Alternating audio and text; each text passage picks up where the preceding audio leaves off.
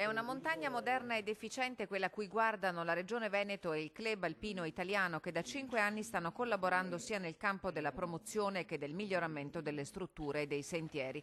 Oltre 2 milioni di euro sono stati investiti per portare i servizi in alta quota e aumentare contestualmente la sicurezza di un ambiente notoriamente ostile. Abbiamo dato la possibilità al CAI di far vedere qual è la propria professionalità, soprattutto nel campo della sicurezza, perché il turista quando si sposta, soprattutto in montagna, cerca sicurezza. Il progetto d'eccellenza è Montagna Amica e Sicura, a cui si affiancano i sentieri parlanti, la celebre app dedicata agli amanti delle escursioni in montagna e la banda larga nei rifugi. Questo ci ha aiutato a far crescere il turismo, soprattutto dal punto di vista della qualità dell'offerta, e ci ha dato la possibilità di sfruttare questa grande energia che ha il CAI attraverso i propri volontari. È un bilancio che prima di tutto parte da un principio di fiducia reciproca.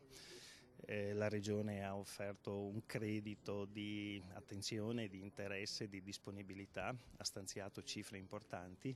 Il CAI ha messo a disposizione le sue forze, il suo volontariato, e da questo sono derivati dei progetti di un certo interesse. A consuntivo l'incontro di oggi nella sala affreschi della provincia, alla presenza della presidente Daniela Larese Filon.